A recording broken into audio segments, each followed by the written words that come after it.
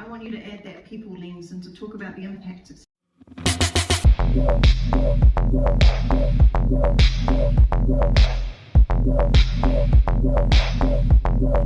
that will track people's heartbeats. So looking at it from a well-being perspective, or in some companies maybe where you are and if you're resting too much and not doing your work. So IoT is everywhere, and I bet you there'll be somebody in this room who didn't know what IoT is, but now that I've talked about it goes, oh actually, I've heard of all of these things, but I didn't know it was that term. Now you're a nerd, you can leave here and talk about IoT devices at the dinner table tonight. Let's talk about the next one, 3D printing. I love talking about this because it's such an anomaly and people don't think of this touching their industry at all. So on a basic level, 3D printing is absolutely shifting a lot of industries.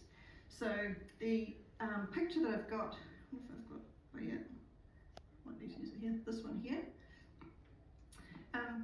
When you manufacture, some of you may be in manufacturing, good old-fashioned kind of manufacturing, you have a block of whatever material you're manufacturing out of, and it kind of chips away to evolve the product that you're trying to form, right? 3D printing just does the layers to create the actual object that you want, which means it eliminates a load of waste, which obviously means it eliminates cost, and often it also eliminates weight. It's also got some really impressive artificial intelligence that you can layer over it that will actually strip out additional components that aren't required for it to function, so you can again save additional weight and space. And the other thing 3D printing does is a lot of personalization, and this is where it's really going to start disrupting. So you've got this guitar here was 3D printed in one 3D print. These fantastic things here, prosthetics for kids, again 3D printed to that kind of personalised design. And you've got it also starting to disrupt the food industry. So there are restaurants already popping up around the world where everything is 3D printed. It's beautiful, it's picturesque, it's design, it's something that a chef would struggle to do, but yet you can whip them off the line repetitively in that beautiful perfection. 3D printing meats is also for the whole non-meat industry. There's some interesting stuff happening in that space, and also in medical industry. So you've got the inner ear hearing aids customized to your ear shape, and you've also got organs, 3D printing organs. So what is it disrupting? It's disrupting logistics chains. You've got a lot of organisations who will now 3D print the materials that they need. And we're not talking small things necessarily either. So if you follow any of Elon Musk's adventures, he 3D prints a lot of his equipment for the SpaceX rockets so that he doesn't have to rely on a distribution chain. And if you think about the impact of COVID on supply chains over the last few years, there's something really beneficial to that, to be able to manufacture it on site. Design companies use 3D printing to get really quick prototypes that they can have a look at, and also the even shipping. So if you're actually managing to reduce down the components, and you also don't need storage in large warehouses to store your supplies, you can literally just 3D print them as you need. So it's disrupting quite a lot of different industries. Food industry as well. I know from a lot of my friends, the virtual reality masks were hot property for Christmas this last year. And you're seeing it particularly in the HR field, you're seeing this come a lot into training. So if you think about the old kind of flight simulation training that pilots have, and you're seeing this now on kind of a smaller scale within organisations where they can trial out a training where it's perhaps a hazardous or operational part of the business, where they can go through that full immersive training without having to be directly in it until they're kind of up to scale. There was some interesting working in office spaces and virtual reality modes that started to lift up quite a lot during COVID, where you really felt immersive in these situations, and you've got the haptic gloves and things coming up soon, so you'll be able to shake hands, high five, all of that, and actually feel that as well. Also, the ability to look at safe tourism. So you'll start to see this kind of kicking off where people might not feel safe to travel to a place initially, and there'll be opportunities for them to feel like they're experiencing something without going there necessarily. And a lot of museums over COVID started to open up opportunities to do things, so tourism and things like that. Augmented reality. So some people get a bit confused between virtual reality and augmented reality. You can see some nods in the audience. So in virtual reality, you're kind of in a virtual, not real kind of space that's been kind of designed. Whereas augmented reality is like a layer put over the real world.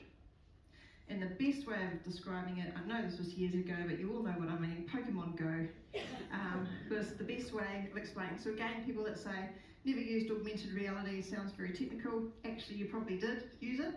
And there's often lots of these filters and things that you see on the different apps now that add those kind of layers. But you're seeing it disrupt certainly the beauty industry. So you can layer over different hairstyles, different makeups, different things and try before you buy.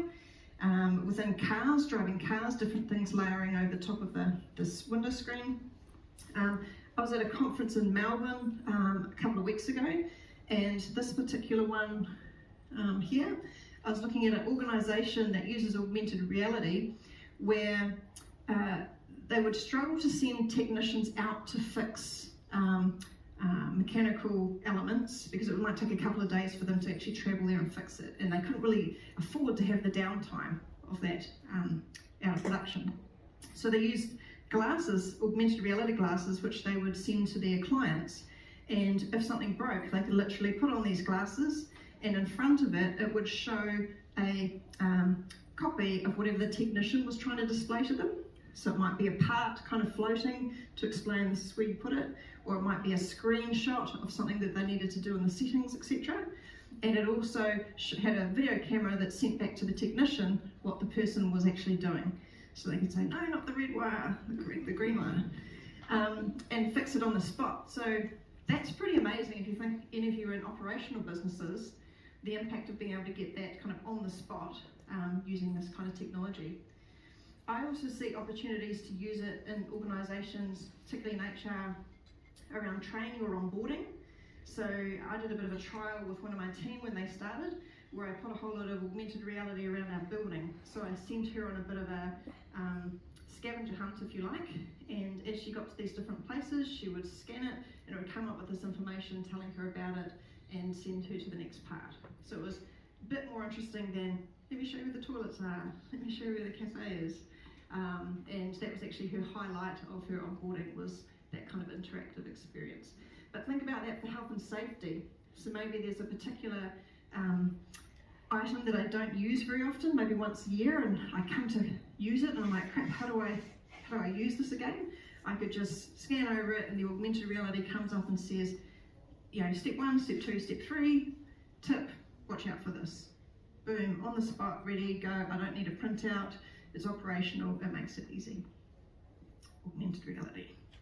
I absolutely love it when people tell me that they hate artificial intelligence and they will never use artificial intelligence. And then I ask them how they found the meeting today, and they say, I use Google Maps. And I say, snap, you used artificial intelligence. And they hate that. So artificial intelligence, it's not a bad technology, it's obviously how we use it. And this is also partly why I really try and educate the HR teams to understand this technology, because I want you in these conversations when they're designing this technology. I want you to add that people lens and to talk about the impacts, etc. So artificial intelligence is used pretty much everywhere. Customer service, it's definitely disrupting. You often see it associated with these kind of digital humans or chatbots, etc. I've heard a couple of people talking about them today. Team New Zealand, so sports, you're seeing people using artificial intelligence, particularly some elements of machine learning, which is one aspect of artificial intelligence, to kind of mine the data and show them techniques of how they can kind of polish their performances. The picture down the bottom right, this one here, that's used for child trafficking, where not to help child trafficking, but to help the police and the different ministries to hunt down and find people using artificial intelligence. So that's using one of those elements. You'll notice in the explanation there it talks about speech recognition, visual perception, etc. And some people are like, oh, I don't really want it having the visual things because there's been a lot of negative points. But I raise this to say it's actually used for some positive things. And if you think about some of the high-profile criminal cases we've had in New Zealand, it was actually through some of this type of technology that they managed to track movements of people and be able to see what happened. Process automation. 4 hands, okay? So this is definitely an opportunity that I see within HR teams, especially HR teams that are being crunched smaller, and we really need to be able to give support to the business and optimize the human elements of what we bring to the role. Robotic process automation will basically take some of that transactional stuff off your hands. So particularly things within your recruiting process, your onboarding process, dealing with policies, a lot of that stuff is ripe for the picking with RPA. And there's lots of different organisations that you can talk to that will scan your kind of business procedures and say, yep, we reckon this could make a difference for you here, which will free people up to be able to focus on some of the grittier things. The great thing about RPA, and it's been used often in customer service a lot, because you know how the customer service team always gets the cool tech first because it's the customer facing part of the business. Well, this sort of stuff's been used there for a long time, where they put it in place and it allows customers to get interactions more regularly. So if you think about, it might, depending on your customer service team, it might take varying degrees of time to get back to somebody. And the next step to get back to someone might be just tell them that it's going to be a 10-day wait. But it already took 10 days to tell them that it's going to be another 10 days, etc. So this is where this kind of stuff comes in, so you get consistency. So as soon as somebody goes into a process, it communicates to them. As soon as another transaction updates, it goes back to them and lets them know where they're at. And so it keeps that engagement, keeps that consistency, which obviously is better service, whether it's for customers or for your employees. I've put a plethora of stuff here. You may have a robot at home. I've got a robot at home, just because I'm future of work, so I thought it'd better. So I've got an iRobot vacuum cleaner. It's fantastic, I have to say. But they're everywhere. So again, you've got robotics going into difficult situations where it can walk around without having worry about a person, tripping or having legs blown off with mines, etc., etc. You've got robotics coming into food. You saw a little bit at the latest Olympics where they had some robotic systems within their food area to serve the athletes. Again, medical, you see that a lot, people operating remotely from other countries using robotic mechanics. And people were sometimes scared of that, but the robot didn't do back-to-back shifts. The robot isn't going through a divorce and has a hip flask in their car that they have a swig of before they go to work. So there's something to be said about using the best of both. I always have to give him a plug because I'm a bit of a fangirl. He looks scary, but he's actually amazing. That's him. That's his robot. So that's Hiroshi Ishiguro. He's one of the leading, I don't know the word for this, robotician? Robotician, I'll go with that. So he makes robots for Japan. He's particularly interested in how he can help with the aging population and to be able to support them for care. So for lifting and some kind of those heavy movements, and also for connection, so for conversation for that population. He created his one so that eventually he wants to send his robot to go and do the speaking gigs so that he doesn't have to do them himself. And what I do say about him is I love that his robot doesn't look like Tom Cruise, like it's actually quite realistic. The one next to that's quite cute. I just found this a couple of weeks ago. This is a robot that interprets your text messages to you. So when you read a text message and you add a tone to it that might not actually be the tone, well, this robot will say it in a more palatable manner for you, which is actually supposed to be making a real difference to the younger generation who were reading those kind of social media things. So I thought that was quite cute. But yeah, robots are coming everywhere, but the one that I'm particularly following is a project called the Everyday Robot Project. So this is run by X, who's part of Alphabet, who also owns Google, and they're working on a project where the robot will learn from you. Now, that might sound, oh, that sounds kind of boring. Actually, let me repeat that. The robot will learn from you, which means I don't have to code it. So at the moment, robots will learn one thing, maybe some of them are capable of doing a couple of activities, but this one actually learns multiple and from you. So think about the scale of that. So say I've got one and it happens to notice at 10:30, 11, I go downstairs and make myself a cup of tea and have a certain pattern of how I do it, and eventually I let it go for gold and it makes me my cup of tea. Brilliant, okay. Tomorrow we'll start teaching it how to make my bed, etc., etc. So they're talking about having them for the house, but imagine if we brought them to work. And imagine in operational sites, if it could watch you doing things and learn things. You could also download manuals, you could download everything to it, and it knew and it could do things. I'm seeing some very scared faces in the audience. It'll never take over HR because we're special. But the point is, can you see the impact of that for the workforce when it gets to that kind of state? But also how it would free up some of those things where it is a heavy burden on people's physical and mental well-being. Different areas that again you don't want to have to send a person to. You've got fishing. My husband lost a drone on this first proper fishing expedition, but you've also got the entertainment industry. So that's a film camera. You've got a lot of camera crews using drones to be able to get different sorts of footage. Delivery, obviously, with your kind of Amazon Primes and pizza deliveries and all those sorts of things. And sometime soon, an eVTOL. So electric vertical takeoff and landing is what that stands for. You can sound nerdy with that one. But yeah, I don't know if I'm quite ready to fly one of those yet, but that's a human traveling drone. So definitely if you've got an operational business, you'll see drones have a place. I wanted to use it for an induction video where I could move the drone around and get some filming going into different sites, and as if a kind of person walking through the experience. So it's beyond just your remote control kids toy, and they actually get quite expensive as they go up. Yeah. If anybody wants the handset for a drone, my husband can help you out with that. The ninth one, metaverses, which anyone knows me knows I'm really interested in this space. Some people call me Metalissa.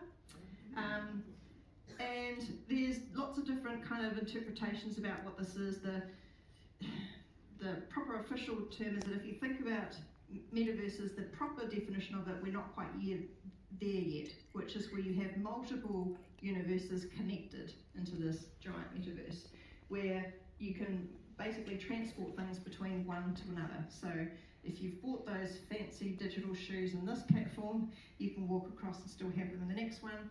There is different currencies that will move through the platforms, etc. But where I've been really interested in this is in the virtual workspace aspect of metaverses. So there are some organisations where their entire company works in a virtual world. So in the morning, they switch on their computer, they're all over the world, so they would never have an office together anyway, and they connect in and they walk their little avatar and go to their meetings. So they can attend proper meeting rooms, they can invite people in, they can have conferences, they can do training. And experiencing it firsthand, what I noticed was it really felt immersive, like I felt like I was there with the other people that were attending. I even embarrassed myself virtually in a metaverse. So one day I went to this, the Chicago VR AR meetup group, and it was a smaller forum than what I'd been in before, and I arrived in, and I don't have gaming things at my work desk, just my normal keypad, and I was arrowing my avatar, and the key got stuck, and my avatar very confidently trotted up right through the thing, right up the stairs, and stopped right by the speaker. And I was like, oh my god, backspace, backspace. And then my avatar goes.